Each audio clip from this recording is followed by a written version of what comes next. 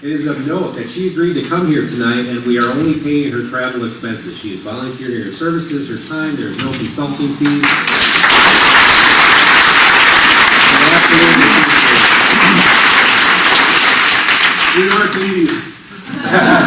Well, I was fortunate to have dinner with her last night, and I can say she is the most intelligent, gracious, humble, and giving person that I have had the pleasure to meet. She has been outstanding. She is currently serving as the Professor Emerita at University of Arkansas, the Department of Education Reform. She is credited with developing one of the country's strongest set of academic standards for K-12 students, as well as the strongest academic standards for licensure tests for prospective teachers while serving as the Senior Associate Commissioner of the Massachusetts Department of Education from 1999 to 2003. She is also known nationwide for her in-depth analysis of problems in Common Core English Language Arts standards. Her current research ranges from deficiencies in teacher preparation programs and teacher licensure tests to deficiencies in K-12 reading curriculum and a question of gender bias in the curriculum. She is regularly invited to testify or submit testimony to state boards of education and state legislators on bills addressing the licensure tests, licensure standards, and Common Core standards. She currently serves on several committees for International Dyslexia Association, on the advisory board for Pioneer Institute Center for School Reform. She has served the National Validation Committee for the Common Core State Systemic Initiatives, on the National Mathematics Advisory Panels, co-authoring its final report as well as two of its task group reports, on the Massachusetts Board of Elementary and Secondary Education, and on the steering committee for the Framework of National Assessment and Educational Progress, reading assessments for 2009 onward. She is also the mother of 5 children and the grandmother of 12. very blessed.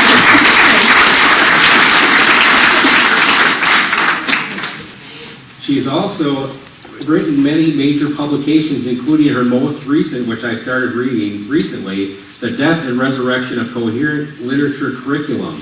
It is well worth your time to go get that book and read it. It is outstanding. Please join me in giving a very warm welcome to Dr. Stotzky.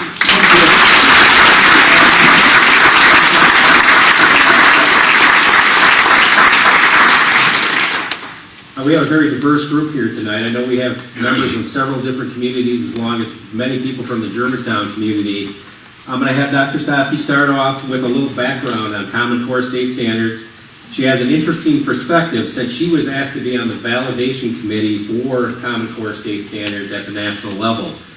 As a content expert in English language arts, she was one of 5 people that did not sign off on Common Core, and I'd like to have her tell about her background and her experience. Otherwise, I could go on all night because she has done a lot. Thank you very much. And you really are at the beginning, the genesis of a very exciting model for the country in terms of what can happen here in Germantown. So I appreciate the opportunity to be here and to have had the opportunity today to meet some of your staff and teachers and to be able to continue with what you want to have happen here in Germantown. Let me give you a little bit of background on my philosophy in the Massachusetts Department of Education, which, unknown to me, of course, at the time, somehow got me into national stardom on the question of standards. But I was given the opportunity to be in charge of anything that had an academic component to it when I was in the department, when I was invited to be a senior associate commissioner by then Commissioner David Driscoll, who has been the chairman of the National Assessment Governing Board, so some people might be familiar with his name. I had all the stars aligned in my heaven. He supported what I was doing. I had a board of education, that's a state board that supported what I was doing, and a succession of governors that supported what I was doing. So that is what it all takes in order to survive all of the wars that were still taking place with every subject that I was in charge of developing or revising K-12 standards for. My philosophy had 3 basic thrusts. First, I wanted to make sure that whatever we were doing was going to increase the academic achievement of all students, not particular groups, but all students. No matter what group they were in or whether they were lower achievers or higher achievers. we needed to raise the floor for everybody. Whether we closed achievement gaps was not our particular concern. It was getting everybody up higher. Those are two different directions. But as I say, this was what I was asked to be able to do in '99 when I started my work. Secondly, we were concerned about increasing the content knowledge wherever we could in our different curricula for the K-12 standards. This was particularly the case in history and science, where we wanted to be sure we could try to elevate the content knowledge that students would end up with when they graduated from high school and became citizens who could vote. And in New England, as you know, town meeting is a big deal, and anyone can go to town meeting and vote. So we really wanted to be sure we were creating knowledgeable citizens and informed citizens to the best of our ability. Third, and this is what is missing from today's climate in particular, I was concerned with increasing the academic competence of our teaching corps. If you want to have first-class standards, which we all did, you have to have strong teachers who can teach to those standards. Otherwise, they're simply words on paper. So whatever I could do through teacher regulations, through teacher licensure tests, through professional development criteria, that's what we were doing to try to strengthen the academic competence of the teacher corps that would be coming into the state and of those practicing teachers. What we did seemed to work so well that in 2005 and then every 2 years after that, Massachusetts students hit the top on NAEP, National Assessment of Educational Progress tests, in math and in reading, grade 4 and grade 8. First time this had ever happened. Every 2 years. This has been now for 5 times in a row. And this is part of what elevated my work to national attention. In addition to the fact that various groups were looking at the state standards and what Massachusetts had come up with, and I give credit to the teachers and the experts who helped. I wasn't writing all of these standards, I assure you, that we had a first-class set of standards in every subject, among the best in the country. And so with that record, I was then one of the people that the commissioner at that time, Mitchell Chester, who was still the commissioner now, thought I should be on Common Core's validation committee. I thought so too. So I nagged him every week during the summer of 2009. He would call Washington every week to say, please put Sandra Stotzky on the validation committee. And finally, the day before it closed, you can see they were dragging their heels, I was put on the committee. So I was one of, at that time, 25 members of what we thought would be the final committee. Now, I'll say a little bit more about that committee in a few minutes, because it was really one of the most bizarre committees I've ever been on.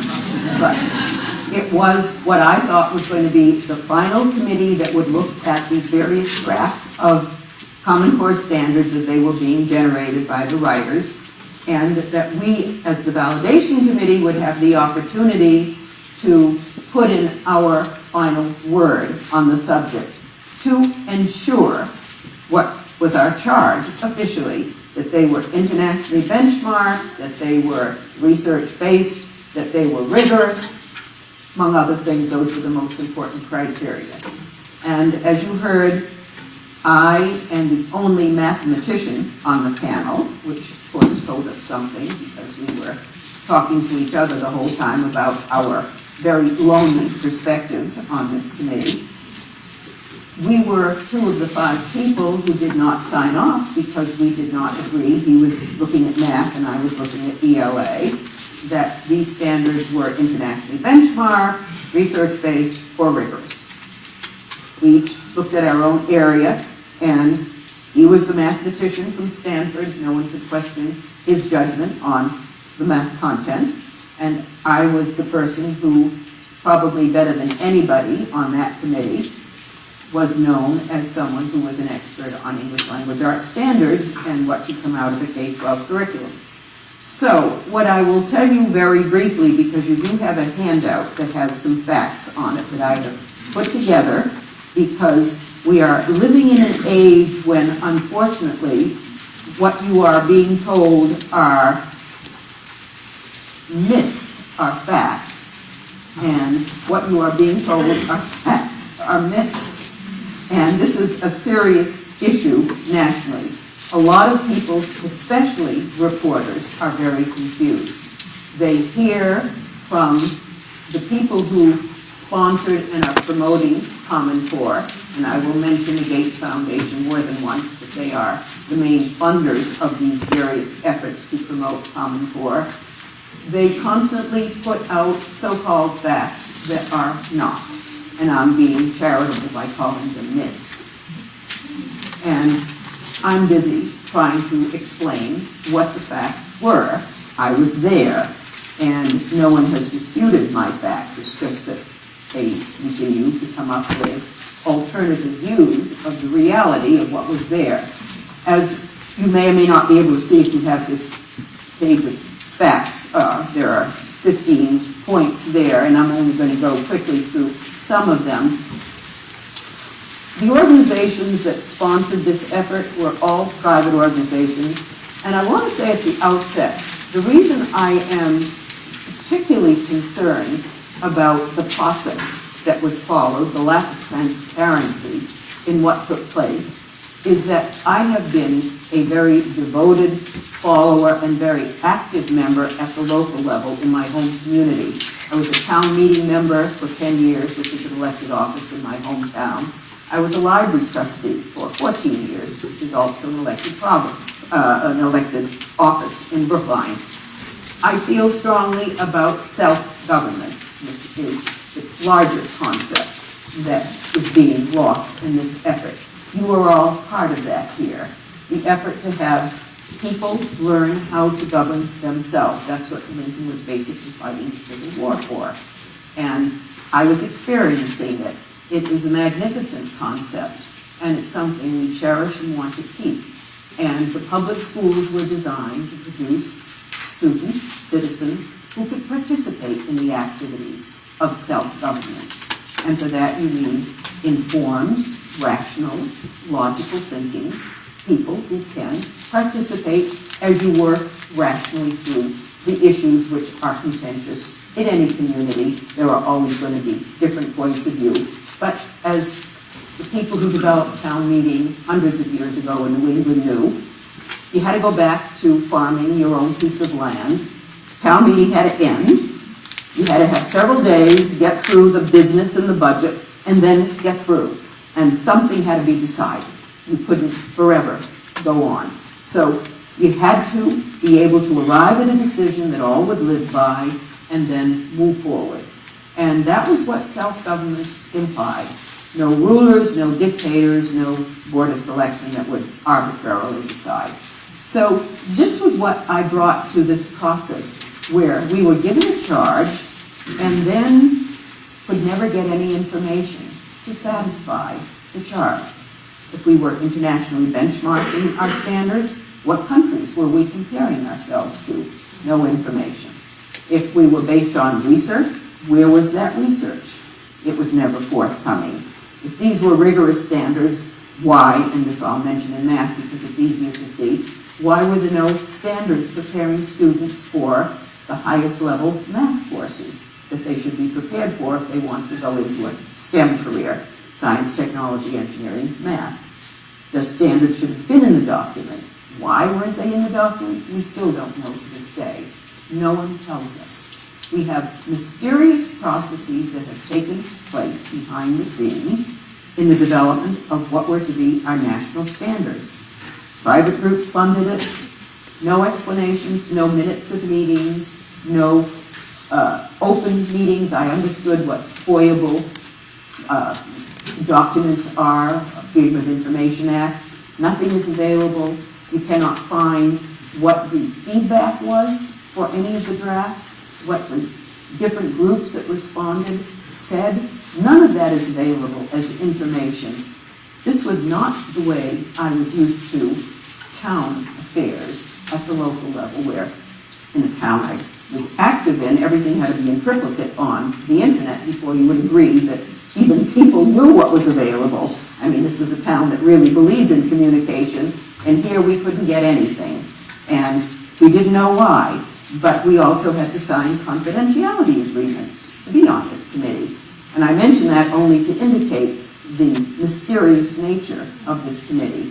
We had to swear in order to stay on the committee that we would never, for the rest of our lives, ever divulge what happened on the committee, what the committee did or didn't do, what it said. Totally mysterious, totally un-American, basically, because it had nothing to do with the experiences we brought from almost any organization we had belonged to. And the people who were on these various committees that were important for developing or reviewing the standards didn't seem to have the kind of credentials you would expect. That's why you have these problems that are erupting all over the country today.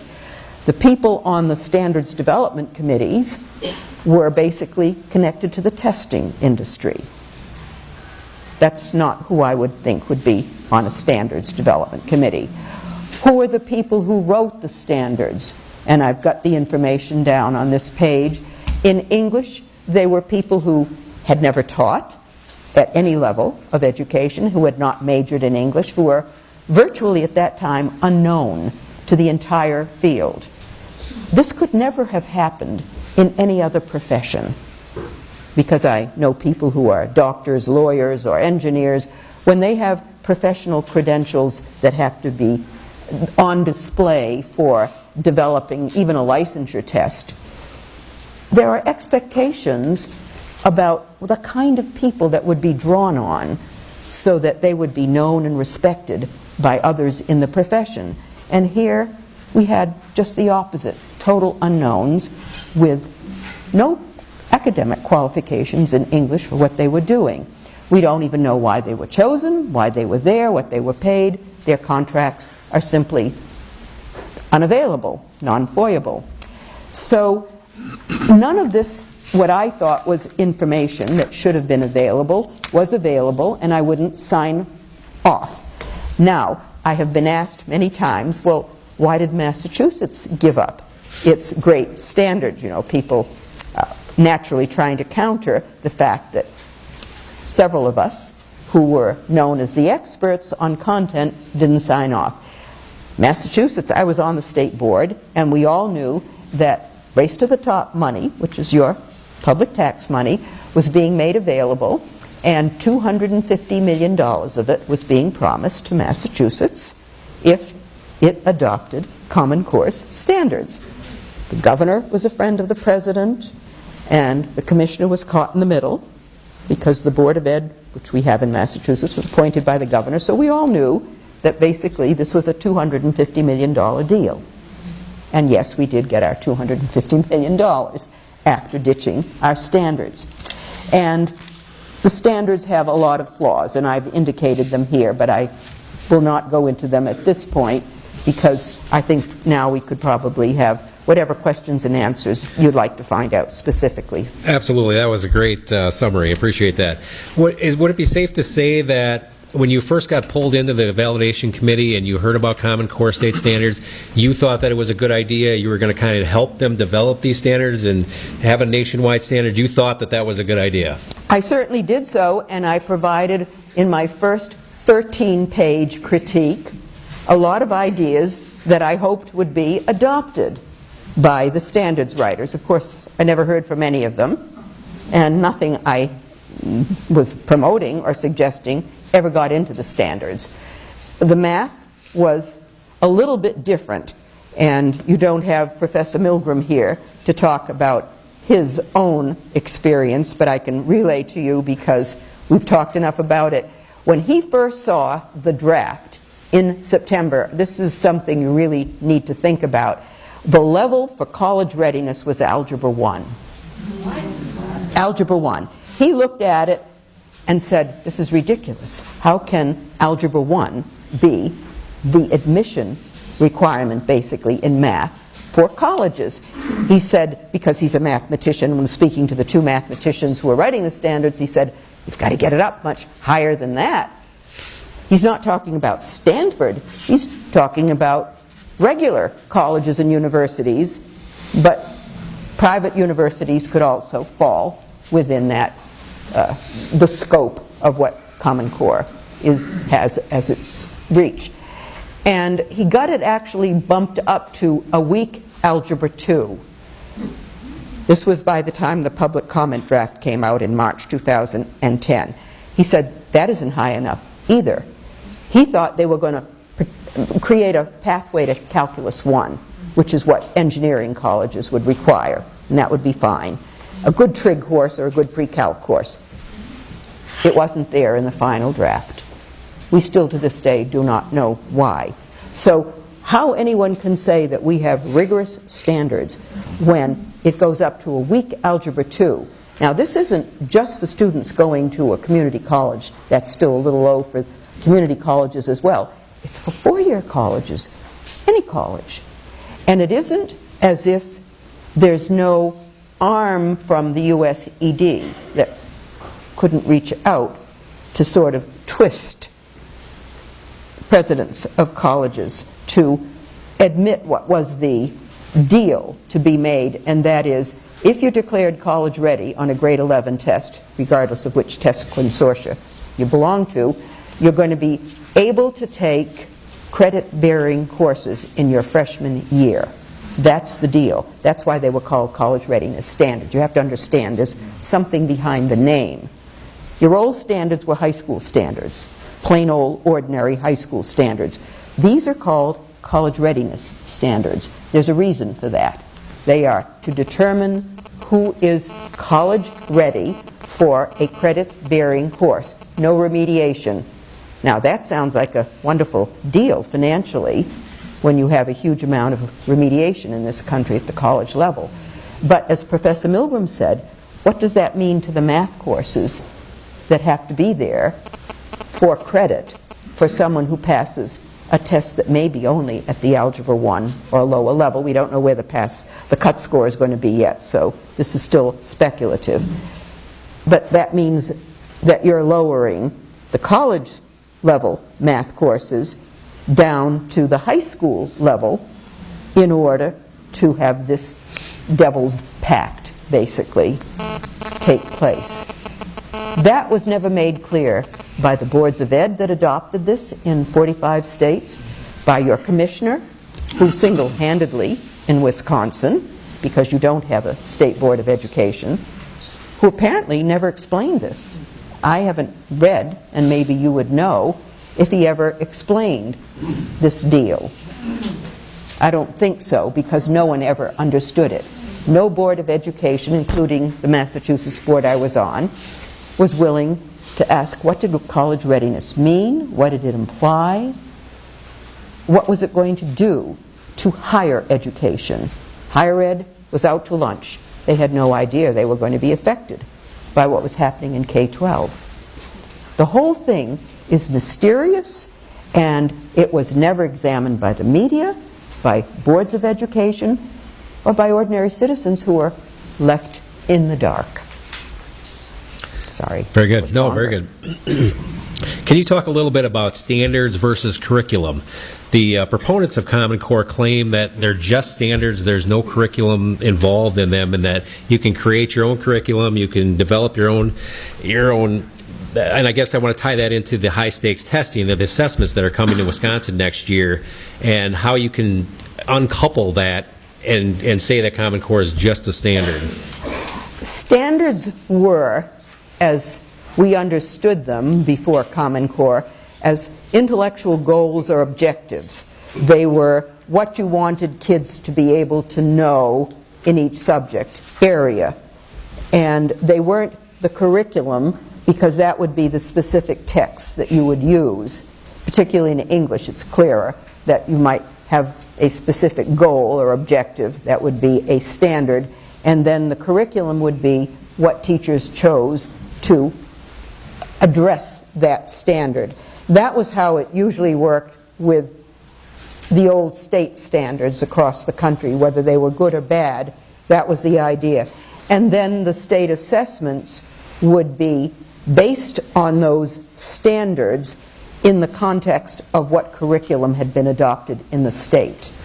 You've got to have some sense of what kids are actually studying in order to develop meaningful test items, at least from the point of view of common sense. That's what needs to be there. It hasn't happened that way. Now, in math, it is probably closer to the truth to say that your standards help to define your math curriculum, because they are math statements that have content in them in terms of when you study fractions and what kinds of fractions you study. So that becomes something that's going to be in a textbook or on a curriculum worksheet for kids to study. In English, that is not at all the case, because most of Common Core's English language arts standards are not standards, they're skills. And this has really made a huge difference and confused the entire K-12 reading and English language arts curriculum. They're empty skills. They're skills like find the main idea or understand plot and so forth, characters, which can apply to the Three Little Pigs or to Moby Dick. There's nothing that indicates grade level or even cultural reference. That comes from a true standard, which might say, and we had something like this in Massachusetts for grades 9 and 10 in literature, study epic poetry, study the themes and structures of epic poetry from classical Greece and Rome. Sounds esoteric, but what are we talking about? The Iliad, the Odyssey, or the Aeneid. So we're talking about something that English teachers wanted and approved of because it made sense to them. But it's not saying which work they have to read, because you can't do that at a state level. There's local control. So local teachers will choose whichever, the Odyssey, the Iliad, whatever they want, or if it's a Greek play, which tragedy they want to study to understand the classical roots for contemporary drama.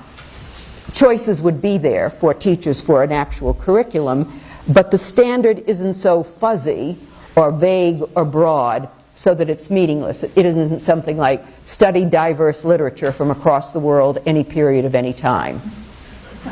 I mean, there have been standards like that mean nothing.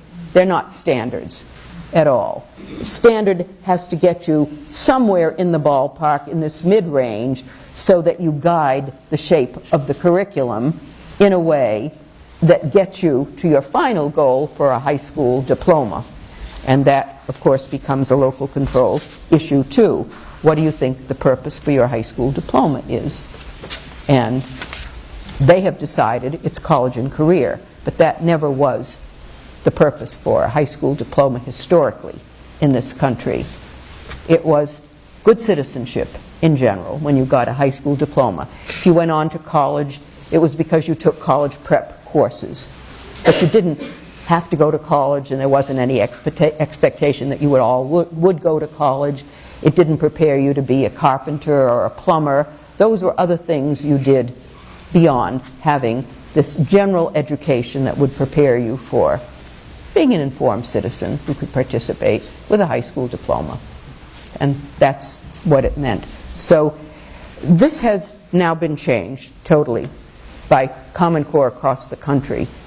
And this is what many towns and cities are beginning to understand as they go into the tentacles that are coming out more and more visibly. And I say that because almost every week or two there are more directives coming from the USED or from state departments of education about the testing situation, about arrangements with higher education. All of these little pieces are now beginning to come out and unfold very rapidly. It isn't that long ago. So let me stop there. You can Very good. go on to another question. This kind of flows into it. This is kind of a convoluted, long question, so bear with me. There's a lot of issues that people have with the so-called teaching to the test. We have the new assessments coming out. In Wisconsin, we have the Smarter Balance Consortium that's creating the assessment that we're going to be for math and English language arts starting next year. In your book, on the death and resurrection of coherent literature, you talk about creating the end goal. You got grade 12 goal that you want to reach, kind of talking about math where you want to get to trigonometry or something other than algebra 1 or 2.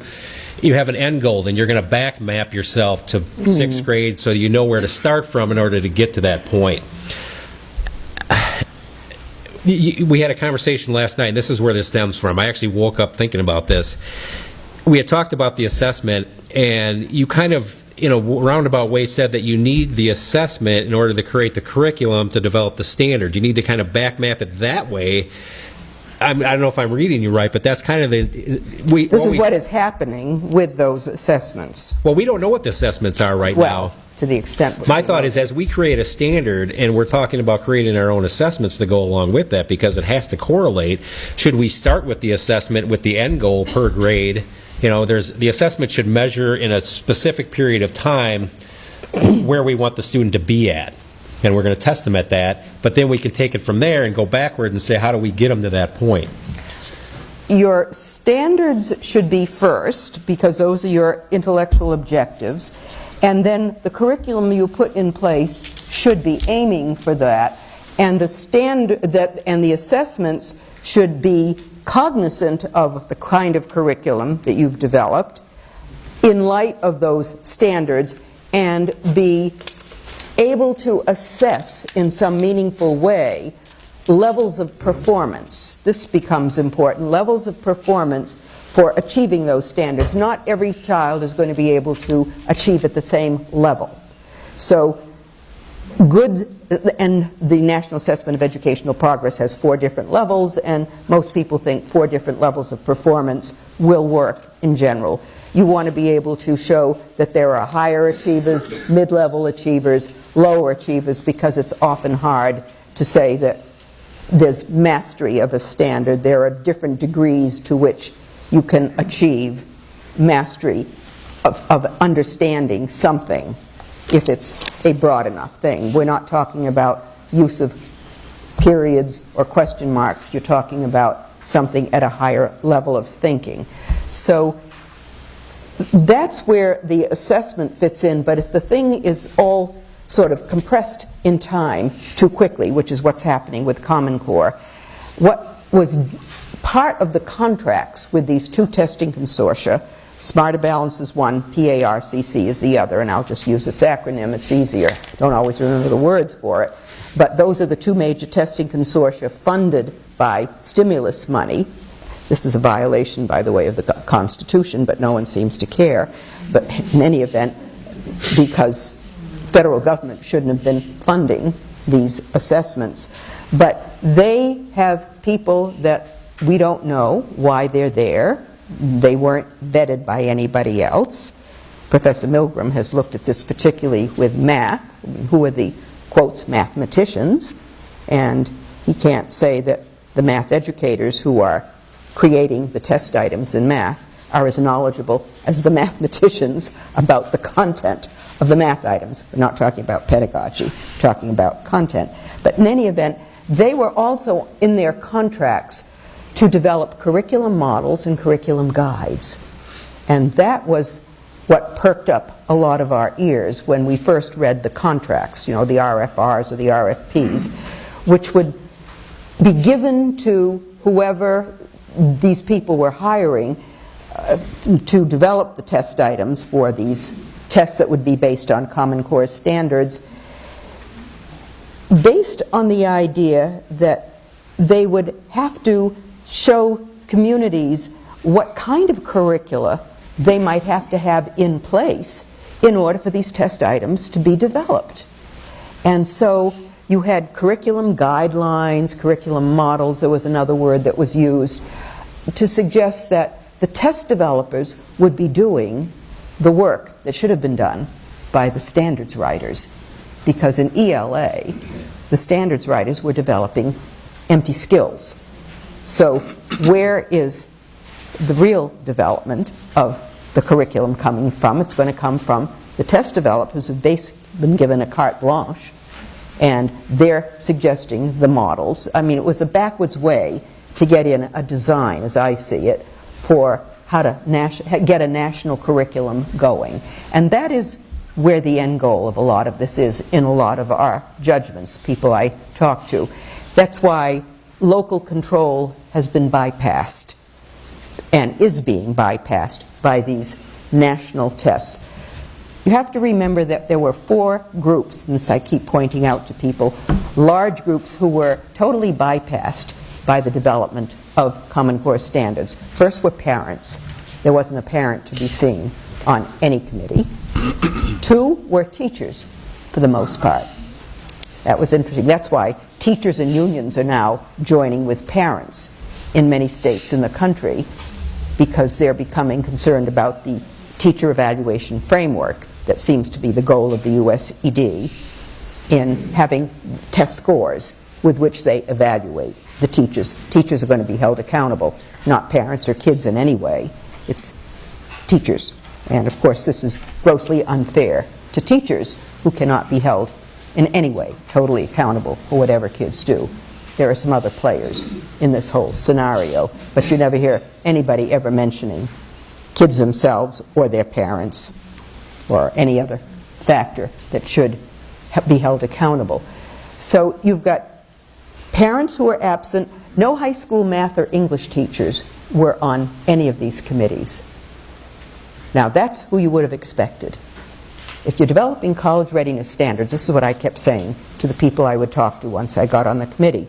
If you're developing college readiness standards, who are the 2 groups of people that anyone with common sense would think should be in the committee? High school math and English teachers and college level people who teach those subjects to freshmen. They're the ones who understand what the kids coming from your local high schools know or don't know. If anybody does, they do. They were missing. There wasn't one literary scholar. The math people who were writing the standards were simply irrelevant to the K-12 teaching, and there was no high school math teacher to inform them at all. I complained about the absence of an English teacher on the validation committee and finally got one appointed. One. These are the people who should be evaluating whether these standards are good enough, the high school level in English, and there was only one teacher there. And then we had state legislators. Not one of them was on any of these committees. They're paying the bills, or they're going to send the bills down to the local districts. And then finally, local school boards. Those were the 4 major groups bypassed by Common Core deliberately, because they could have been represented if they had been wanted. Certainly the teachers and the parents could have been on the committees. And then local school boards, and this I've been told in many states, they had no idea what their state board was voting on. They were told after the fact, sometimes a couple of months afterwards. I don't know when you people received some letter, maybe August I think was what I was told, that you heard, and this was adopted here in Wisconsin on June the 2nd, within minutes after the final document came out. That's, by the way, not as fast as a few states. Kentucky adopted them before they were written.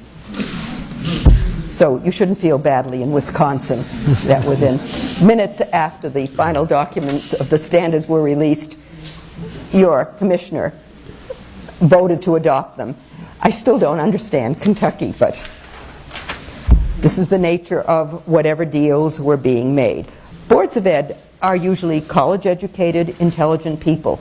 I'm not faulting their understanding of a lot of other issues. What I don't understand to this day is why none of them ever asked basic questions about what they were voting on.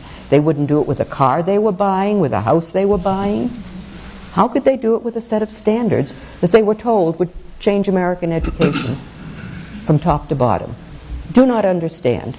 Do not understand this at all. As I say, I still am puzzling about how intelligent, educated people, and in your state, one person, without any advice from higher ed.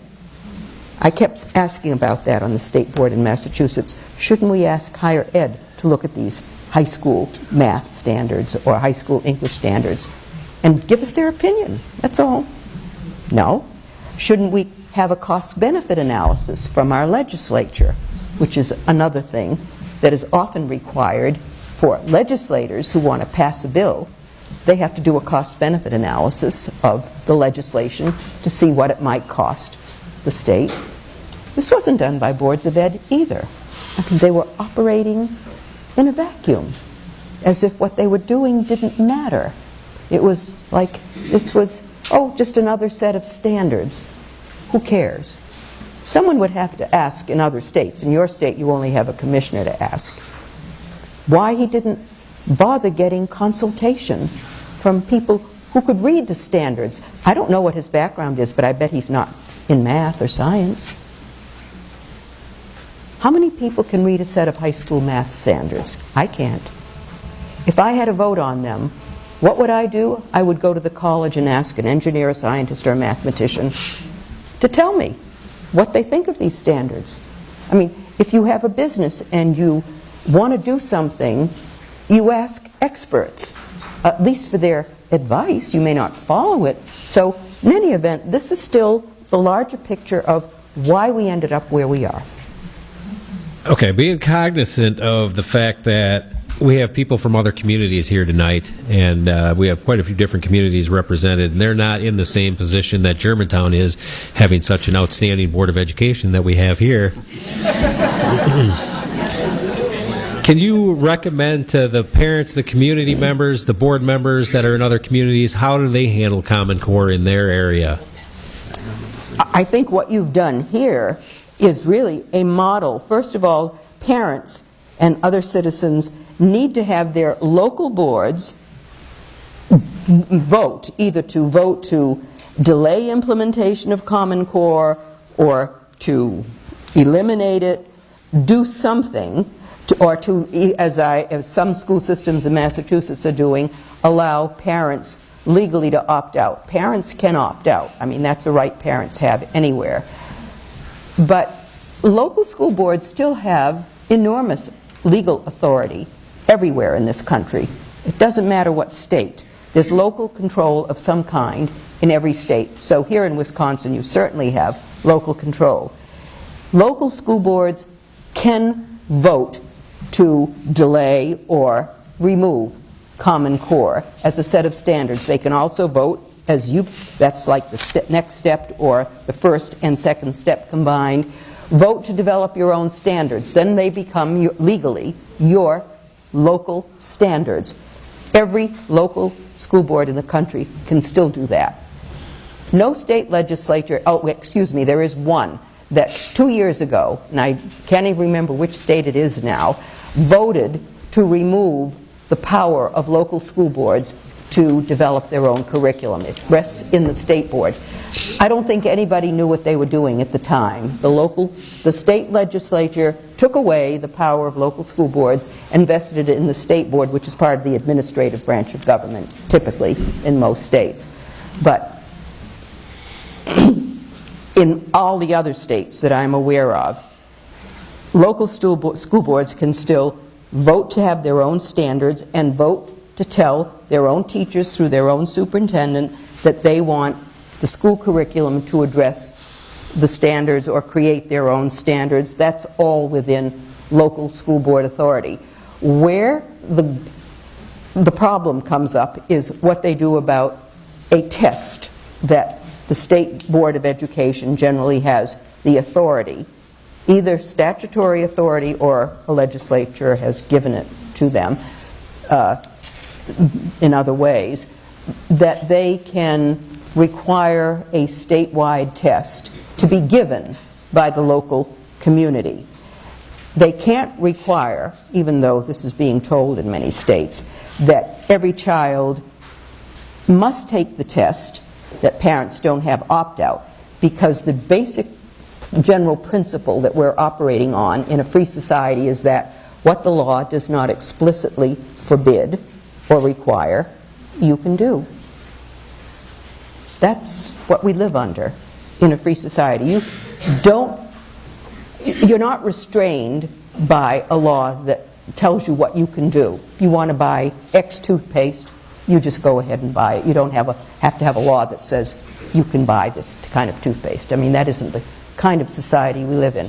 So if parents want to opt out their kids, they can, and this is what has happened in a few Massachusetts communities recently, where they've simply said, yes, the parents have the right to opt out their kids from pilot testing, and then the local union has seconded the right, which is very important. In Peabody, the union followed up saying, Peabody's school committee does have the legal authority to allow parents to opt out, and we recognize their legal authority to do so. This is when the Commissioner of Ed is saying, you can't opt your kids out. So we have an interesting situation that will be developing, because now some superintendents are getting into the act and some unions are beginning to ask for more public deliberation, and I have, as I predicted earlier today, what will happen is that at some point this is going to go to a state Supreme Court. You're going to have a clash legally between the authority of a state board to say we must give this test, X schools must give this test, and the local school board that says, well, we have a different curriculum, a different set of standards, and that state test you want to give us is incompatible with the standards and the curriculum we're using. So who is going to prevail? I'm not a lawyer. I can't tell you, so I have no idea what's going to happen. But I would suspect that the local school board is going to be able to win on these issues, because the basic idea in the Constitution, period on, is that those citizens closest to the schools should have the authority. And certainly in Catholic school systems, I'm told, there's a term, subsidiarity, to indicate that those citizens who are closest to the children, parents, would have the right to have input into the education of their children. So there are other kinds of evidence to bring to bear on what may be a legal issue. Going back to your expertise a little bit, you did a lot with developing teacher assessments and curriculum. Can you talk a little bit how we as a board or we as a school district can help our teachers with curriculum or with development, staff development? What's the best route for us to be able to help them? Well, this may sound a bit self-serving, but I think it's useful to bring in some outside people to help them. Whoever, I mean, not one person, but there could be others. Certainly in math, you would want to bring in some mathematicians or math experts from your universities, and that I'm not. So that's what you would want to do to help your math faculty in your high school particularly think about what they need to have available as coursework. There's no reason why public schools should have to depend upon alert parents pushing the high school math department or the science department, because math and science are going to go together. Science piggybacks on math, so science is going to be affected by any weaknesses in the math. So that's what a local school board can make sure, is that there are experts from higher ed available to K-12, particularly the high school people. They can talk. The math people at the university level talk a very rarefied language that I don't understand, but high school math teachers they can talk to. They can understand some of the issues, obviously, in the lower grades. They can say what they think should be there, but at least the specific content of what should be in high school math courses that your higher ed people can help with, and scientists can help with, because they understand. Engineering people can understand what needs to be there. So that is something a Board of Ed certainly should be making available in some way to the high school staff. There also needs to be some time given, which I think you're being very wise about the time frame that you expect, say, the development of new standards to happen. I'm also working right now with the City of Manchester, New Hampshire, because it too has a mayor last year before the November election who said he didn't want Common Core. He chaired the Board of Ed, and the Board of Ed went along with him. And he won re-election in November, so that seemed to suggest that his constituency at least supported his stance. You have to be always aware of these things.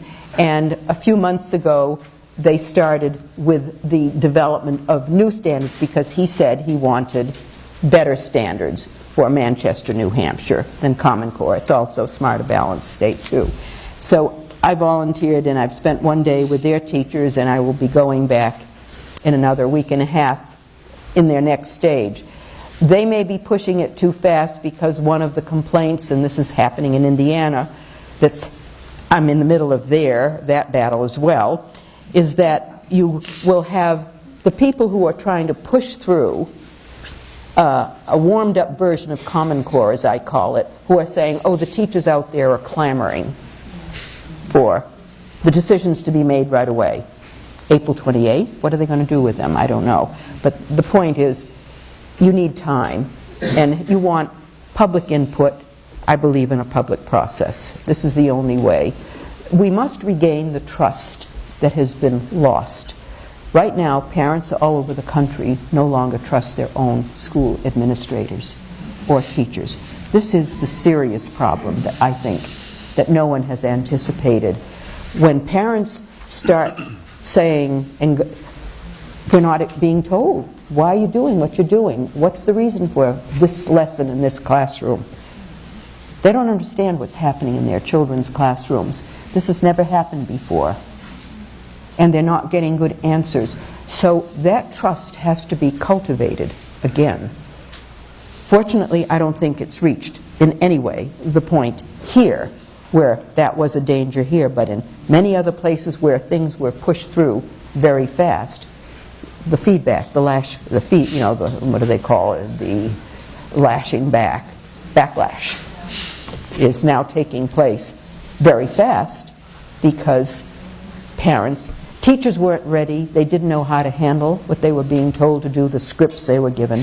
So you're getting different reactions all over the country. Things are happening differently in different places, depending on personalities, how the local superintendents are handling it, different from district to district. Very good. I would be remiss if I didn't ask you this question. It's kind of another hot button issue that relates to Common Core in a lot of ways. Talk about as you would describe it, I believe, is the reinterpretation of FERPA, the Family Educational Rights and Protection Act, and the data mining that goes along with it. Could you address that a little bit for us? I'll just say a few words because I'm not an expert on the data collection issue. But the lawyer whom I have occasionally been on the public speaking circuit with, Jane Robbins, who is in Georgia. She's a Harvard Law School graduate. She's a very sharp lawyer, and she's been looking at data collection, says that what happened with FERPA, which is about family privacy issues, is that the Department of Ed didn't change the law, it reinterpreted it. And their reinterpretation changed the meaning 180 degrees. So it now means the opposite of what it used to mean.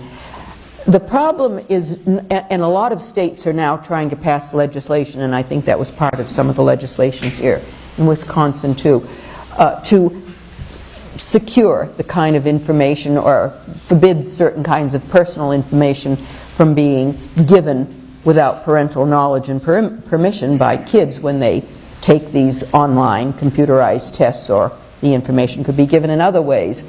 And they're not having an easy time carving out good legal language because it's very difficult to specify what it is that shouldn't be collected. Certain kinds of information would make sense for being collected. Some personal information about family background, the marital status of the parents, their partisan affiliation, their religious beliefs, some of that just seems off bounds totally. That can be forbidden, but then there are these gray areas that are difficult to specify in language. And what is happening is that it's so difficult that people are giving up. And the problem is not what the test will ask for, it's what the contracts between the testing consortia and the federal government require, which are open-ended and say that the testing consortia may be asked to give certain information that they collect.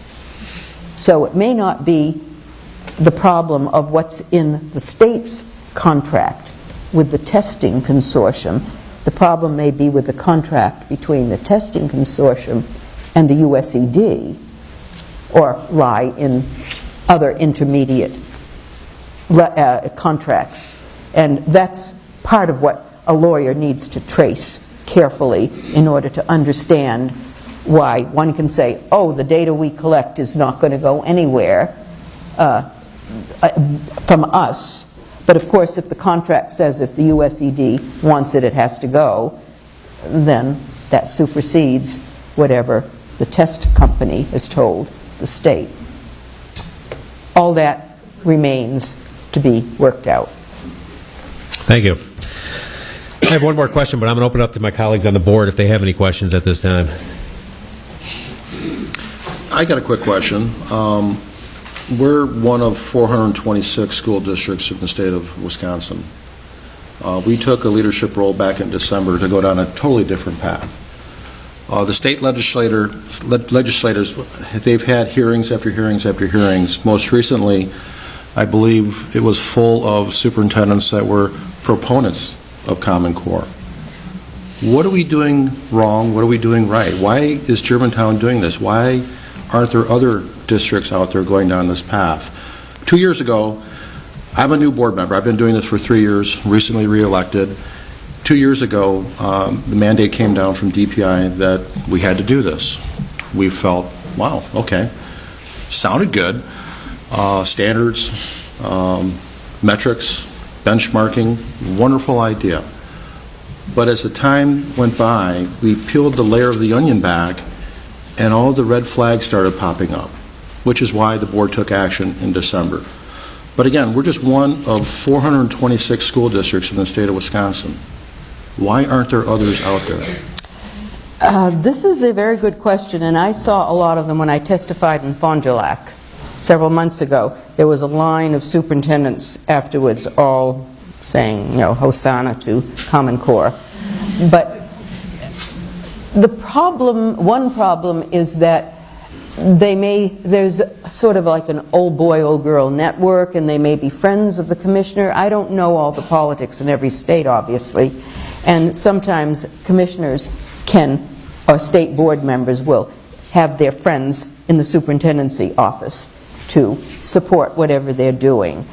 In some cases, and this is true, I know, even in Texas, which is not a Common Core state, money has come to the superintendents of certain school districts to support Common Core.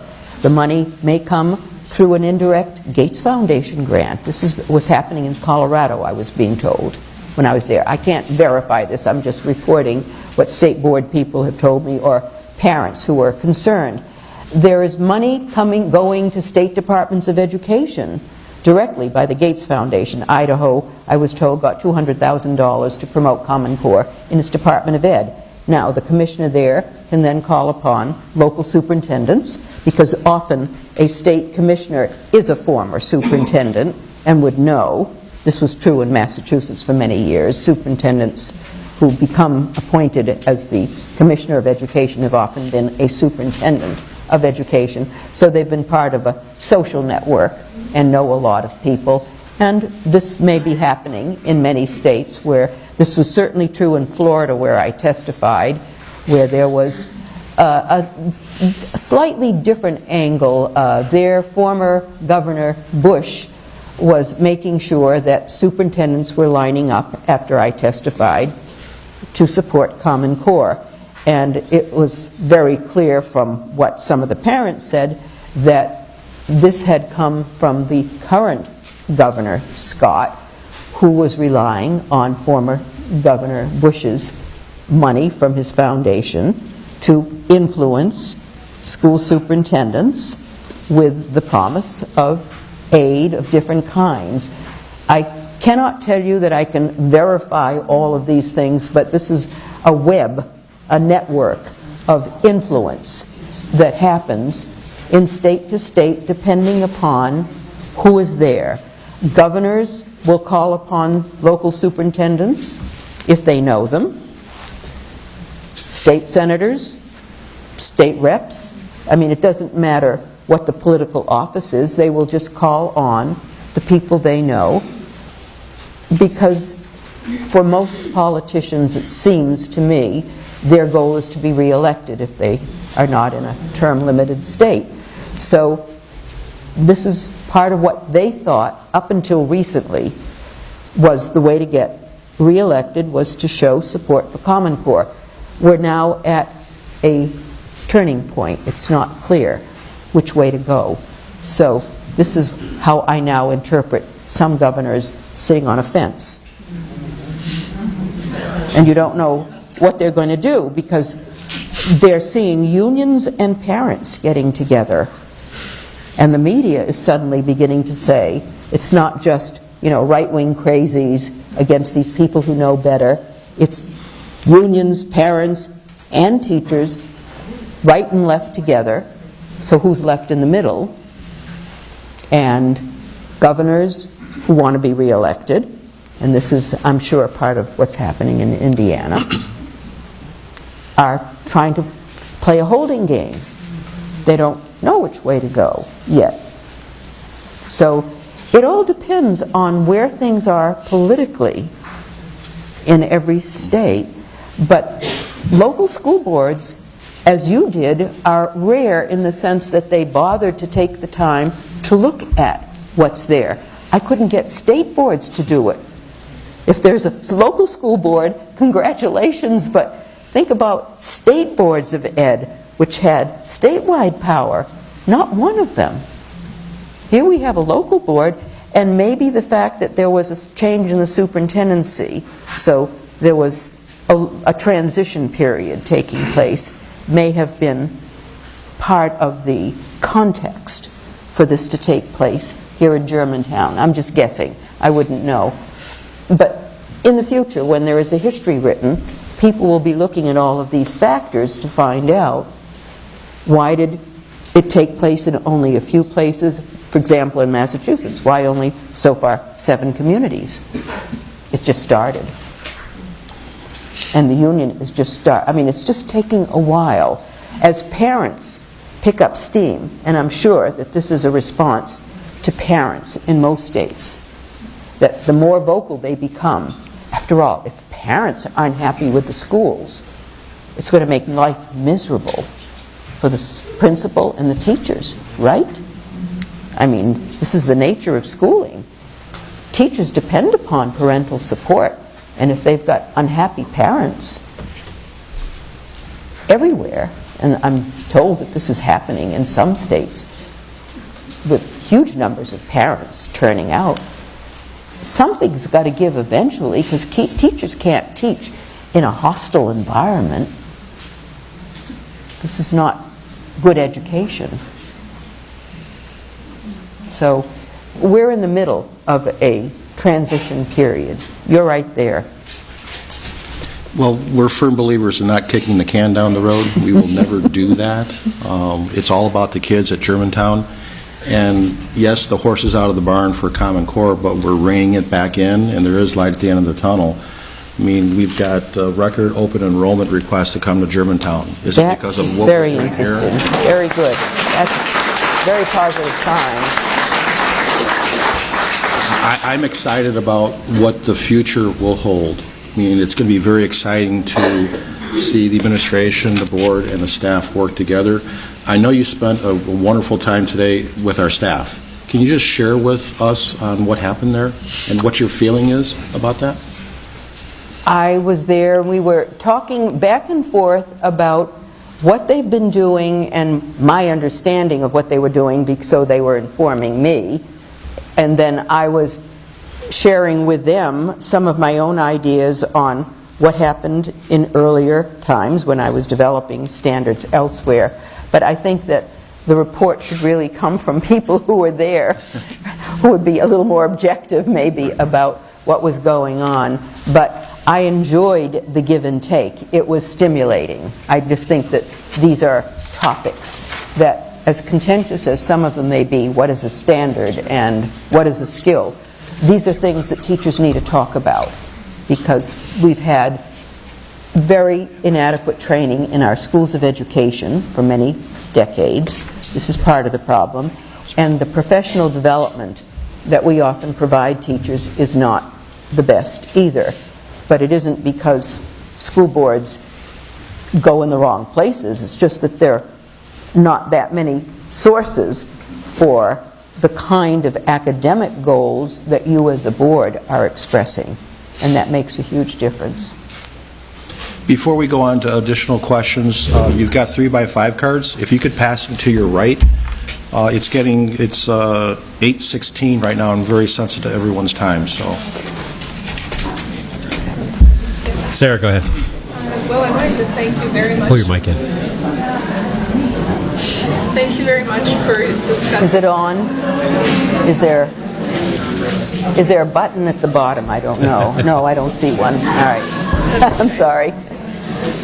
I really appreciate you discussing the data mining element of the standards. That's very key with the testing and a great concern.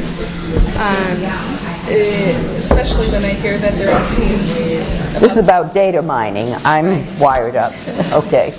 So I'm very appreciative that you did discuss that. But what is the road forward when you look at how they're trying to tie ACT and SAT testing? And yes. What is the downline implication? Because I really see that it's this testing component that has a lot of districts over the barrel. Yes, the testing is a very complex issue, and you raised a point that I hadn't raised yet. How do we know what's happening to our school curriculum? How do we know what's happening to us as a country under Common Core? And while here in Wisconsin, I gather you have had a legislative bill that says you take ACT for your high school test, that Smarter Balance will only go up to grade 8 for those communities that take it. And then grades, the upper grades will be ACT type tests. The larger problem is, what's the nature of the test? And what has happened nationally right after Common Core was adopted in 2010, quickly by over 45 states, is that immediately there began to be changes made to ACT. They're taking place now with the SATs. They've already taken place, as I've been told, with your norm reference tests like the Iowa Test of Basic Skills or the Stanford. There are several national norm reference tests. They've all been so-called aligned to Common Core, which means they've been lowered down to Common Core's level, so that you do not get a true understanding of what is happening educationally to you. Only one set of tests has so far escaped what I would call the dumbing down of all the indices, and that is TIMSS, the third international, or Trends in International Mathematics Science Survey. It's an international test with an international board. And as I tell people, the Gates Foundation and the USED so far can't control or manipulate the governance of that test. It's an international body that governs it. That test, too, Massachusetts did extremely well on. It assesses curriculum in math and science. That's its strength and its limitation. But I remember one of your mathematicians who's at the University of Wisconsin, Richard Askey, who testified later on at Fond du Lac, the night that I testified, saying that he had asked the legislature to enter Wisconsin as a country on the next TIMSS test, so that you could then get an independent reading of your math and science achievement, which is what Massachusetts did in 07 and then in 13. It registered, and Minnesota did the same thing, registered as a separate country, and then the sample comes just from your state, and you get a report back on how your state's kids did.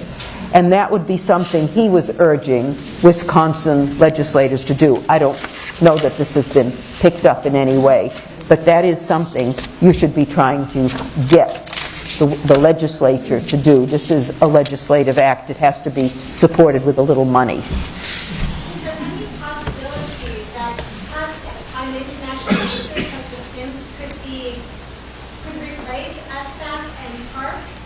The problem is it samples kids. It doesn't assess all children. And that's why the international tests, even PISA, only samples. They're used to generalize from. They get stratified random sampling, which is very sophisticated, and it's fine for generalizing to the population, but it won't give you an individual score for a kid. But at least it will give you a reading of how your state is doing in math and science. And whatever the cost. This happened in Massachusetts. At first, the Board of Ed didn't want to take the last round of TIMS, which would have been in 12, because the results came in 13. And then some money was raised, or the legislature raised the money and said, we want Massachusetts to participate, so we're paying for it. Wisconsin can do the same. Find the money somewhere to see in math and science how your state as a whole is doing. It just won't give you school districts or individual scores. But at least it gives you a sense at a state level what has happened, and I think that is important in itself. Brian, we've got several questions which we're not going to be able to get through tonight because it is going on to 8:22, and we do want to open up the floor for some citizen comments. But I guarantee you all these questions will be on our website with an answer, hopefully, by when? Well, it depends on the question. But you've got my commitment for that. Yes. We're not going to do any citizen comments right now. I'm going to read the questions first, and then after this, you can come forward. I was just going to ask a question. I was reading some legislation in other states, and I happened to notice something from New Hampshire, and I happen to think it might be on maybe in the county or the school board that you were working with, and I wondered if that would be a good bill to try and get our state to have something similar to that. I was wondering if you had read that at all. What's the nature of the bill? Yeah. Oh. I'm sorry, I don't Okay. remember the name of the bill, but Because they've been trying there as well to get out of Smarter Balance. Yes. And to pause implementation of Common Core. And it was killed in committee recently, within the past 2 weeks. This has been another strategy. There are 5 states I know of that had anti-Common Core legislation, and they were killed in committee. They never went out for deliberation, even though they could have been killed at a later point. In other words, the message was, don't even allow public discussion. It's become a political issue. It's not an educational issue at all. This is part of our problem today, that it's been politicized with a lot of money. Chamber of Commerce has been given millions by the Gates Foundation and is now coming out with a so-called documentary and money to promote Common Core. So it's a political campaign that you're facing. There's a lot of information out there. In Wisconsin, we did have bills in committee in the education committees recently before the session ended. Those did die in committee in Wisconsin as well. Go out to the websites and you can find that information as well. Okay, first question. Have you received any blowback from DPI for rejecting Common Core? As the board president, I will say no. I only received, I can't count how many times I've received phone calls, emails from my peers, my colleagues across the state, congratulating us for going down this path. Nothing negative. That tells you something. Was the effort to reject Common Core standards led by parents, the board, a combination of both? Brian. Excuse me. I would say both. We did have a lot of feedback from parents, and they were pushing us in that direction. They were seeing the issues. They were sending us the articles, the news stories, the information that was out there on Common Core, and started many of the red flags that were popping up. And we were contacted by several members of our community, parents that have children in our school district, and I think that brought it to our attention a little more than it already had. As a school board, I would argue that we have one of the hardest working school boards anywhere, knowing what we've gone through in the last few years, and that was even before I was even on the board, I appreciate what these guys have done, laying the groundwork for me coming on the board. And I think that describes, you were asked why Germantown did what we did. Germantown really pays attention to what's going on. We do a lot of homework. We spend a lot of time. I can say for myself, I spend hours a day researching education topics. I read the books. I read the information. Like I was saying about Dr. Stotzky's book, I found her book absolutely fascinating. She has tons of good information, and there's lots of information out there. We do our homework. We find out what's going on, and we stay on those hot topics. I just brought up the data mining tonight. I'm sure our board at some point is going to look at that as an issue. We pay attention to what's going on, and we care about what our kids are doing in school, and that's where we're at. And you are a rare board. I mean that. And I will say that You're lucky. our parents and teachers are outstanding. They're involved in the community. They show up to the events. They show up to what's going on, and they pay attention to what we're doing as well. And that keeps us on our toes. Will there be science and social studies standards next generation? There are some science standards that were released a couple of months ago called Next Generation Science Standards. They're worse than Common Core's math standards. And I don't know if your commissioner has murmured at all, about these science standards. They received negative reviews from scientists. There are some reviews of them. Fordham asked some scientists, and I know some of these people, who really panned them. There's no high school chemistry. Yeah. And the physics courses at the high school level can't be taught because the math isn't there for it. Physics needs math to be taught. So the scientists who have looked, now there are 12 states that have adopted these awful standards. Question is, what's going on with their boards of ed? They don't read. Wouldn't you ask your own science and engineering higher faculty to look at these standards? Again, I don't know. It's a dumbing down. It's clear. That's science. Now, history, there were something called history, social studies guidelines that came out from, we're not sure. They disguised its authorship, but it looks like it was the Social Studies Organization, National Council of Social Studies, or ACHIEVE, or both. It's not clear where the money came from to create these, because this has been asked by people I know. And it's a lot of generalizations and what may be called essential questions, but they're all open. Not one required reading. Not even the Constitution, Declaration of Independence. No required reading. What they are suggesting, they're available on a website. If you Google, you'll find these social studies guidelines. It says social studies, citizenship, or something like that, as if this is going to produce citizens. It's not clear for what. But they are asking states to adopt them simply to graft onto their current history and social studies content standards, because these guidelines have no content to them. So if you've got good standards, and I don't know what your history social studies standards are like here in Wisconsin, they will do some damage to the good ones. They certainly won't help, because there's a bias to these questions. That's the whole point. And if you've got bad standards, this certainly won't help the situation, since there's no content to these. And there's no, at this point that we know of, no initiative to develop common tests. The science, I don't know.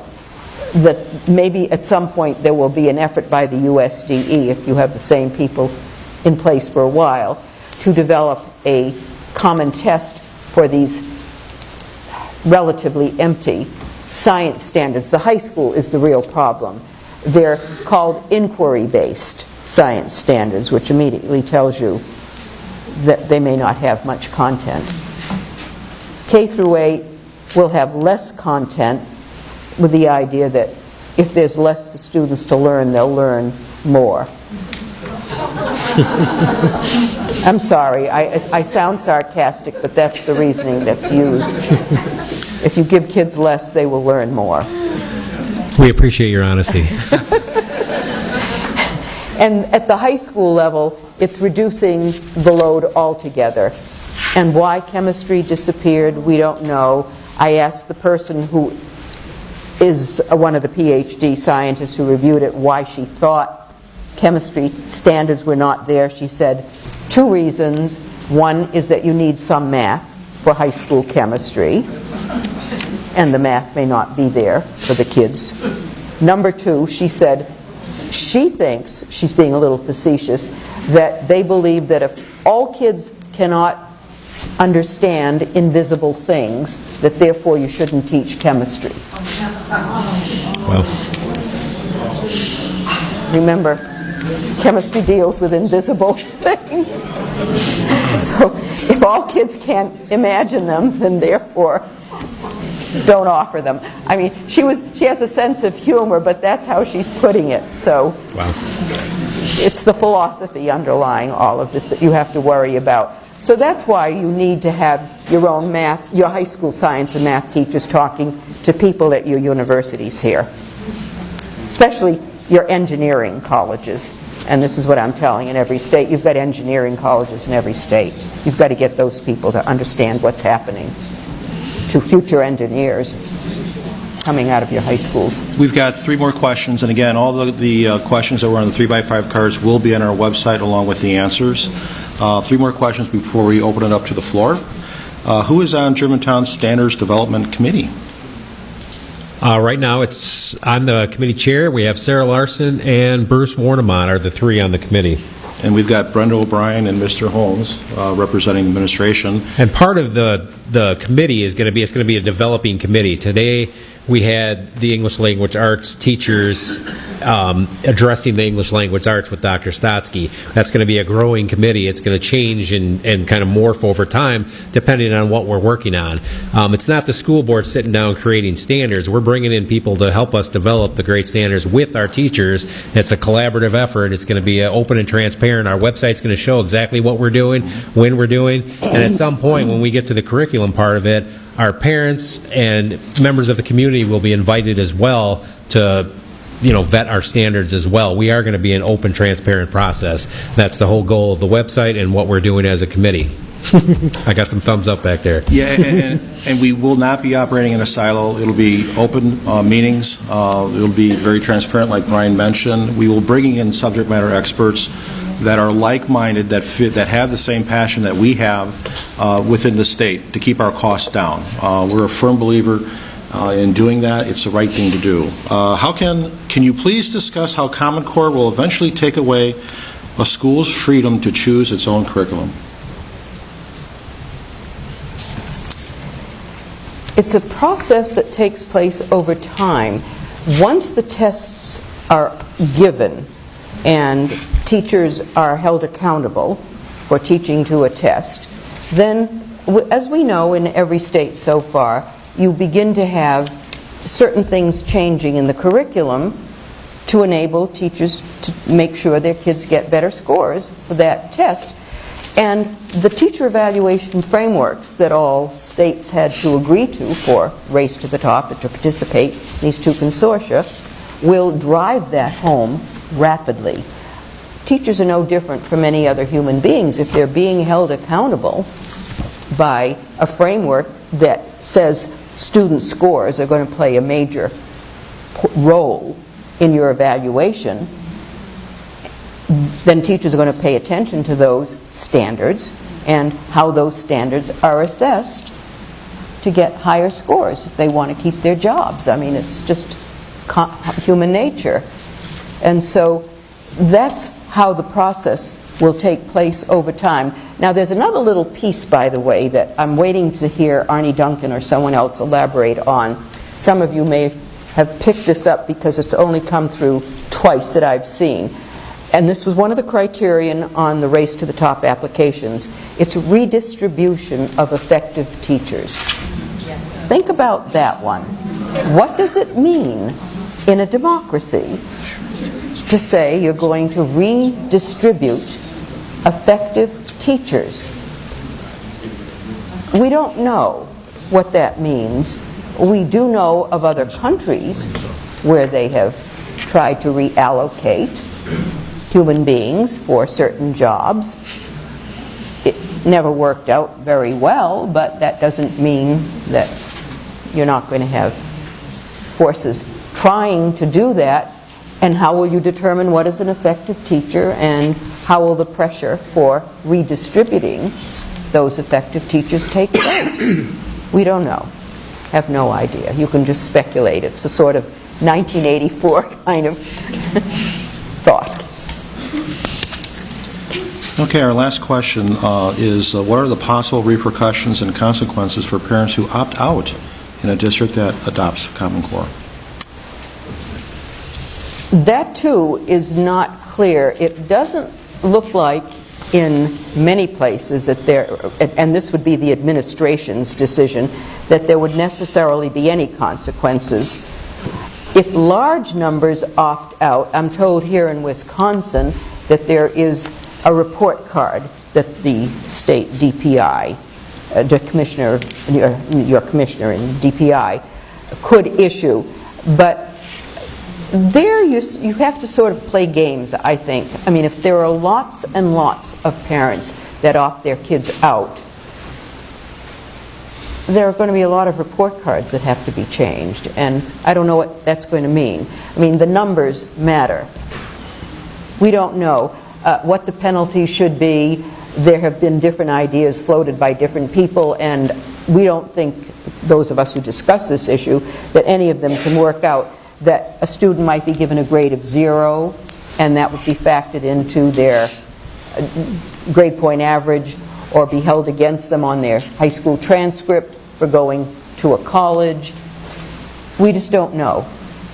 There are just idle thoughts about this. No one really has any idea that there would be any. But the more people that do it, the more the message comes through that there's some problem, not with the parents, but with the test that they don't want their kids taking. Okay, thank you. Again, we will have these questions and answers posted on our website, but now we're to the part of our agenda where we're going to open the floor up to citizen comments. I asked that we're going to try to keep it to 15-20 minutes because, again, I'm very sensitive to everyone's time. We're going beyond our scheduled 8:30 stop. So if anybody wants to come forward, you've got about 2 minutes each. Come forward. Please state your name. And welcome. You can pull it down.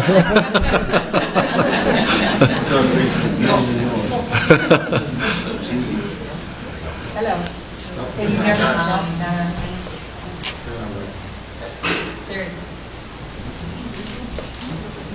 Hello? Okay, I'll talk really loud.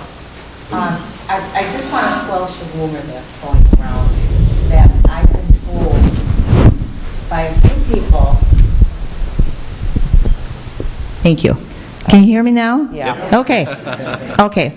To squelch a rumor that's been going around by a few people and some administrators saying Germantown is really not changing the Common Core. They're just renaming it. I don't believe that at all, that you are just renaming it, but that you are actually doing something about it. So if you could squelch that rumor publicly, and maybe in the newspaper. Linda McAlpine, are you here? Squelch that rumor.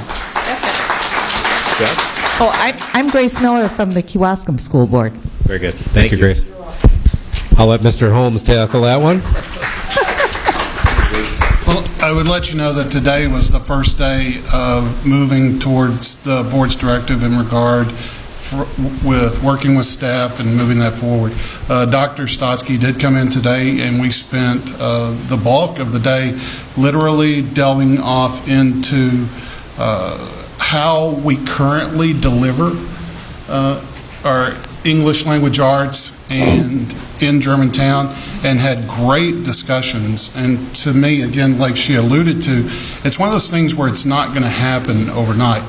It's one for me, and I've had this same conversation with board members, is that we're talking about a 3 to 5 year process. You're talking about reviewing what you completely do as a learning and teaching organization in order to do what's in the best interest of our students and their families.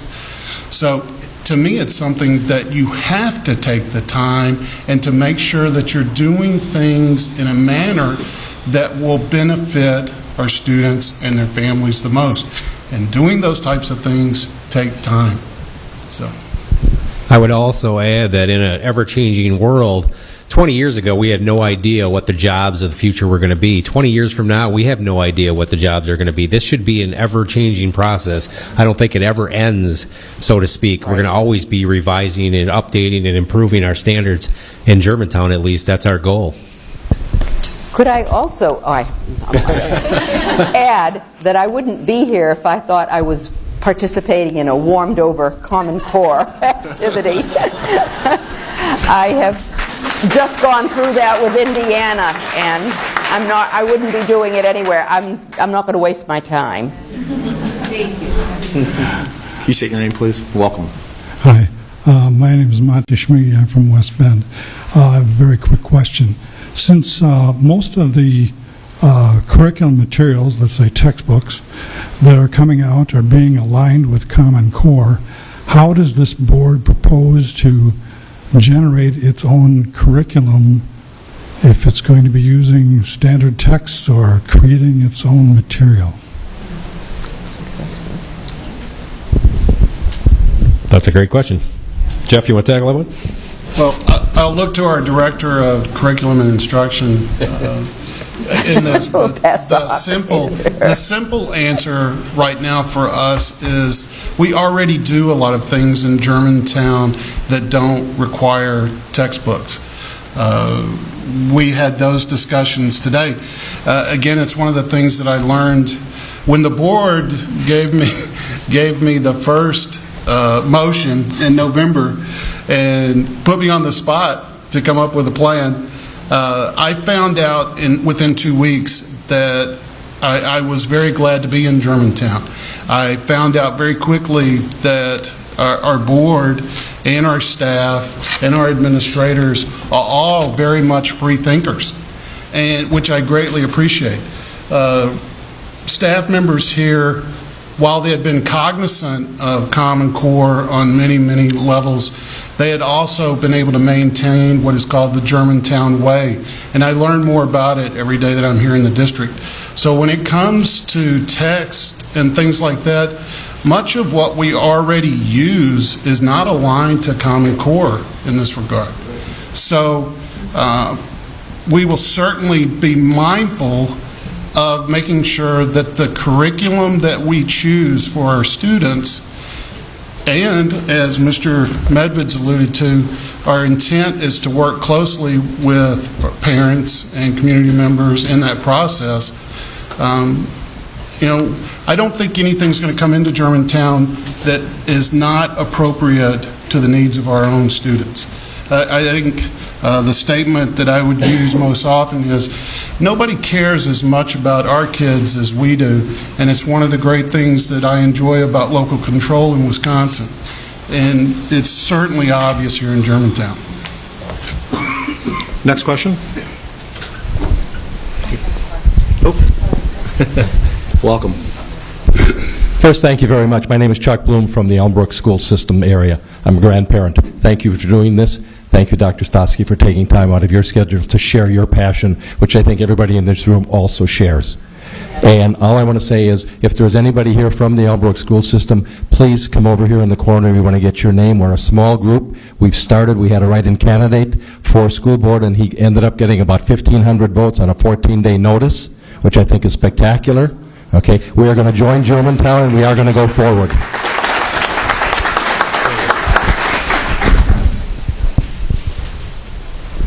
Hi, thank you for coming and sharing your thoughts. My question is, my kids are in Catholic school, and many of the schools have, the Archdiocese of Milwaukee is taking on Common Core, and they are continuing to tell me that they're going to adapt our curriculum. Nothing is going to change. They're not going to be using Common Core books. Do you have any thoughts on, is there an ounce of truth to this, or is it even possible?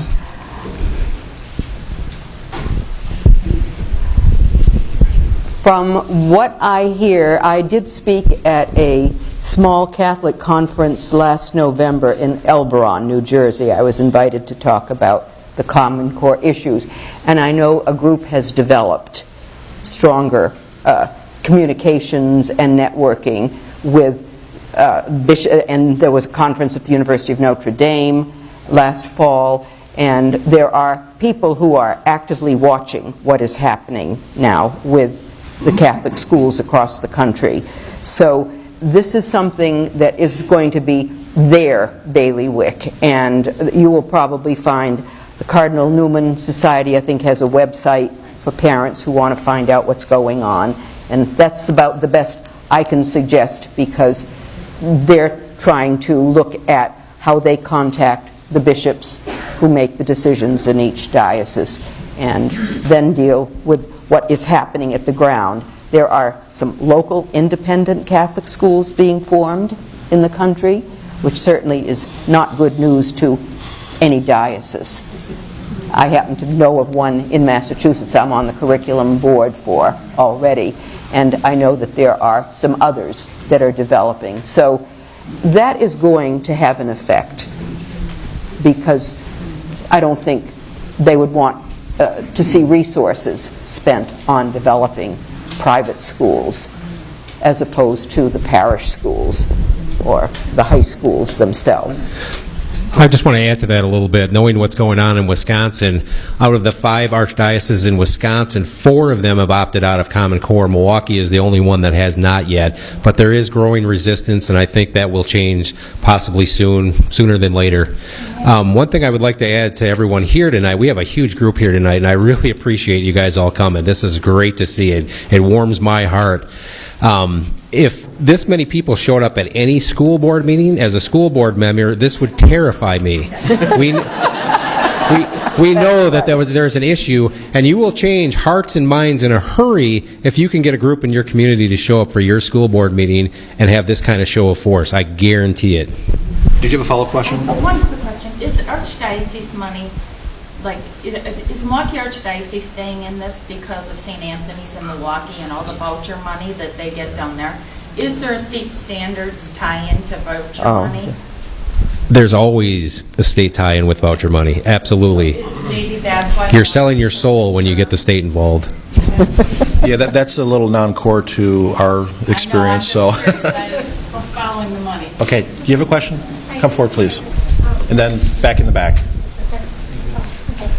So in regards to the question that was asked recently, or a couple people back, about the curriculum and where you're going, has anybody come to you, Dr. Stotzky, any curriculum developers or test developers, is anybody going to them, or are any of them coming to you or anybody else out there? It seems like there should be a growing market, since we still live in a marketplace, a growing market for these curriculum developers. Okay, Pearson aside, I mean, it seems like this should be...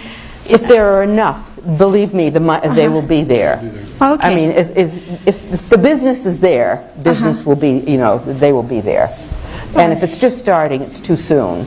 I mean, there are just a few kinds of curriculum materials that I know of that can be said to be non-Common Core aligned, but a lot of them say they're Common Core aligned, and all they've done is slap the label on. Are there some... They need to be looked at. On the website, would we be able to become privy to the ones that you're aware of which are not Common Core aligned? Oh, sure.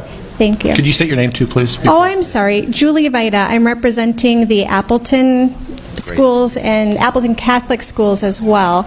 And we are in the process, even though our diocese has somewhat renounced Common Core, there's a difference of opinion between the bishop and our school administrators.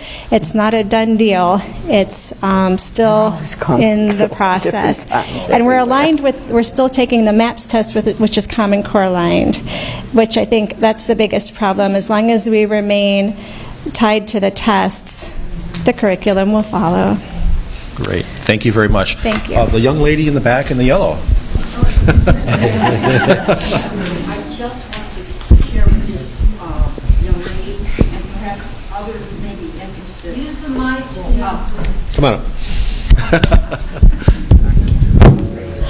up. If you get cable, EWTN is right now, as we are speaking, conducting a series on Common Core, and it's called Women of Grace, and it is every morning, the rest of this week, from 10 to 10:30. Thank you. Could you say your name too, please, for the record?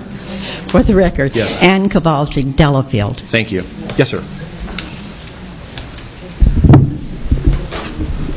Timothy Rampton, Kewaskum School Board. 4 real quick ones here. Open enrollment record, President Soderberg, you touched on that. Could you qualify that with a percentage or an actual number? Mr. Holmes. Or an actual number of applications this year? Or a percentage. What's the increase? I'm curious about the Percentage I wouldn't be able to tell you, but I can tell you right now, it's the largest number that we've had other than since the very inception of the program. It's the highest we've had in the last 5 years. We're up to probably 250 applications coming in this year. And what he didn't mention is that we also have a record number of low numbers of students that have applied to leave the district. Now, there's still 2 weeks left of the period and things pick up again. So we definitely will have more of both. We may have more leaving, but we have a record low number of students applying out. But you got until the 3rd. On the website, press release on it? Thank you. I was just going to ask if you could publish that. That would be great. But you have till the 3rd Friday of September to really get some solid numbers, so there's more time for more students. We'll have good numbers. We made the determination on the number of seats that we had open. Yeah. Unfortunately, it never matches the numbers of applications that we get in. I think your record's going to be a new record. Yeah. A second one, real quick. Would Germantown entertain partnering with other districts within possibly Washington County? Kewaskum's one of 5 districts in the county to the curriculum creation process.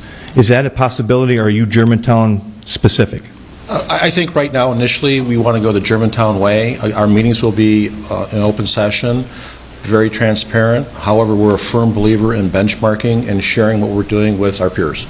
Good to know. Thank you. That's the word hope. The word hope comes to mind, and thanks again for blazing the trail. The vote that got you here in November, what was the vote? The board vote? 7-0. Thank you. To answer your question, why you're one of 426 and why aren't others? I will tell you that Kewaskum is not a 7-0 board. That's why we're not doing it. But there's enough on the board to have the discussion, but we're having trouble having the discussion. And that's the answer to your question. Okay. You're fortunate to have 7-0, and you're fortunate to have a superintendent who supports the board in this action as well. That's another thing that you have over Kewaskum. And those are my points. Thank you very much. Thank you. Thank you. All I can say is that, yes, in the pink? Yes. Like Mr. Medved said, if 147 people that are in here tonight show up at a school board meeting, I guarantee you great things would happen. So, yes.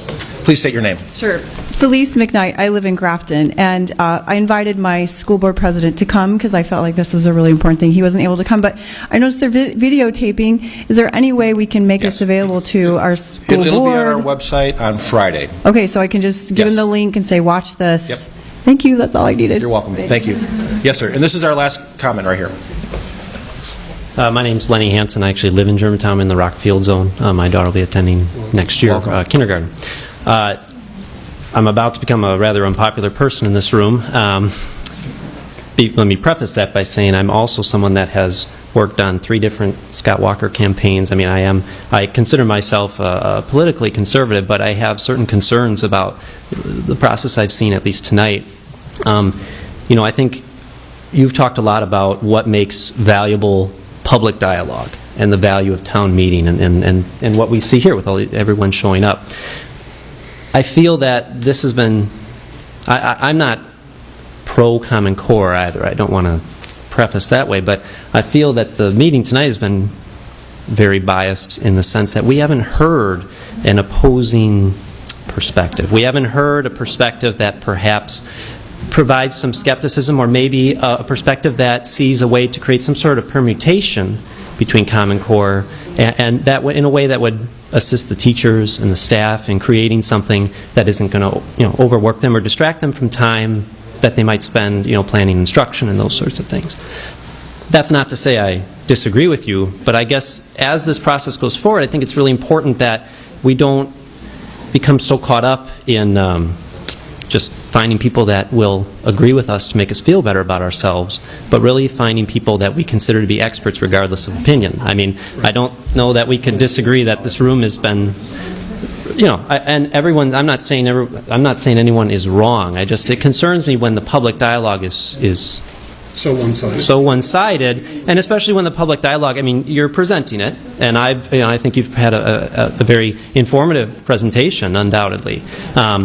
The only other thing I want to add is, you indicated that it'll be important to balance costs as you embark on this, and I'm glad you're cognizant of that. I live in the district. I mean, we've had a lot of people here that don't live in the district. My kid will be affected by what takes place, and my tax bill will also be affected. And that's not to say I'm opposed to funding this. In fact, I know that as someone that sends my child to the schools here, the few dollars more that I might pay in an increased levy is going to come back to me in a great deal because my child is in the district and being served. But we're talking about a lot of time, training, a lot of professors, a lot of time that teachers may not be spending planning instruction because they'll instead be planning standards and curriculum. We're also talking about, perhaps, removing textbooks, things like that. There's a lot of money here, and I guess I don't want people, I don't want to hear just, we'll make sure we balance costs. I mean, I think that it's important that if the board is committed to this effort, that they say, you know what, this may cost more money, and it may result in an increased levy, and to be honest about that. So, again, I'm not trying to argue, but I think it's important, some of these difficult questions, I think, need to be, at least broached. Sure. And again, I want to thank you for your comments, and I want to thank you for living in the Germantown School District. And we are open for business, by the way. I've been on this board for 3 years. I was recently reelected with a vote of 1,361 to 15. 98.41% of the voters voted me in. We had 2 people running, 2 people were voted back onto the board. This is a board of local control. Starting 3 years ago, this board has taken action to reduce the taxes 3 years in a row. We've got a very healthy fund balance. We've got record test scores, in addition to winning the state championship in basketball 3 times in a row. This board is extremely fiscally conservative. We don't operate in a silo. We are very, very transparent and collaborative. We will partner with whomever we need to partner with to move this process forward. We will do that. And again, it's all about the kids. It's not about the taxpayers. It's not about the teachers. It's about the kids. And what we're seeing is wrong for the kids. So, are there any costs? I completely agree. This has been a very fiscally responsible board, and I've lived here for a number of years, and I find that it's very true. Knowing that, I know you guys do a lot of pre-planning. I mean, are there any cost projections associated with this? Yes, because we haven't. And that's the last question. Okay, we appreciate your comments, but we've got to move forward. But Mr. Holmes, and what I would like to echo that Mr. Soderberg said is that you are the first Germantown person that I've heard up here, and I greatly appreciate where you're coming from, because it is one of the things that I'm hopeful of as we move forward. I need input from everybody. I don't really, I'll put it this way, I'll put it bluntly, I don't care if you're pro-Common Core or anti-Common Core. What's important to me in this process is that we've looked at everything from all angles, and I invite you to come in and meet with us and talk to us as a parent, and that is part of the process that's coming. I want to make sure that what we're doing is in the best interest of our kids. That's my sole purpose for what we're doing and why we're doing that. Right. So, thank you. Yes. Thank you very much. And I do appreciate it. I do appreciate you, by the way. Okay, now we're to the last item on the agenda, but before we adjourn, I'd just like to open it up to my colleagues on the board for some final words. Mike, Sarah? Thank you all for coming this evening, as well as thank you, Dr. Stotzky, for your input. This definitely is exciting as we forge the way, and I want to echo what Bob and my colleagues have said. We're looking for this to be transparent and beneficial, and this is education. And so for the other districts that are represented here, we would hope and expect that you would share what you learn from this, and because there isn't one idea that's the right idea, and so if we're all going to make progress, we all need to contribute to this, and so we look forward to the road ahead. I did have one final question, but Bob kind of took my thunder and he asked my final question, which was a good question, Bob. No problem. Again, I'd like to thank everybody for coming as well. This has been a great dialogue, and I really appreciate people getting involved and being interested in what your school is doing. And I definitely appreciate the other side coming to talk and learn about what we're doing. And I think Dr. Stotzky could attest to this. We could have invited dozens of people here to give the other side of Common Core, and no one would show up to talk against Sandra Stotzky. That's been happening many, many times. She has yet to have anybody show up and debate her. So we would welcome that if anybody wants to come and talk about the other side. Mike? I'd just like to thank Brian Medved this evening for chairing this committee, and also Dr. Stotzky for attending. The other thing I'd like to say, I don't really want to turn this into a political rally, but my feeling is the feds have really gone astray the last few years, and if you don't believe what I'm saying, all you got to do is look at health care. I'm just scared out of my mind what's going to happen with health care. So when I sit before you here tonight, I say a government, our federal government, that would do what they're doing with health care, why would we entrust them with the education of our children? It just doesn't make sense. So I forget the person's name who asked if we were just renaming Common Core to, right here. That's not what we're doing. We're unhappy with what's going on, and we're going to fix it right here. Thank you, and thank you all for coming tonight. Okay, Dr. Stotzky, any final comments from you? I'm just very grateful for the opportunity to be here in this situation, to work with a supportive superintendent and a supportive Board of Ed, with a group of teachers that are open-minded and willing to consider what the issues are today. I am just very grateful to have the opportunity, because this is far more serious than most people in this country realize. And so I think that this is a very healthy, important sign. Thank you. And I do want to thank my colleague Brian Medved for chairing our committee. I don't know when your next committee meeting is, but I know it's in the near future. You're more than welcome to attend. But before we go on to the final agenda item, Brian, do you want to have some final comments? I have one final quote, and it kind of tips off of what Mike said.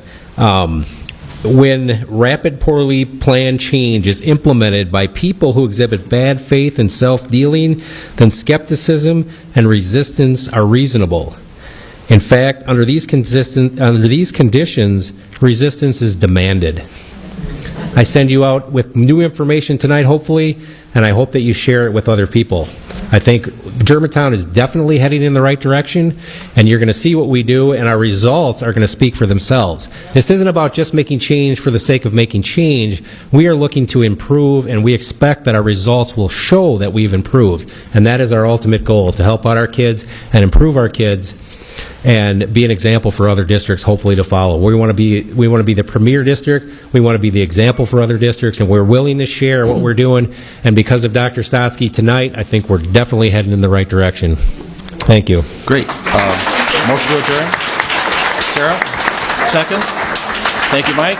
Second. Any discussion? All those in favor, please say aye. Aye. Opposed? That motion passes. Thank you, everyone, for coming. Have a good evening. Thank you.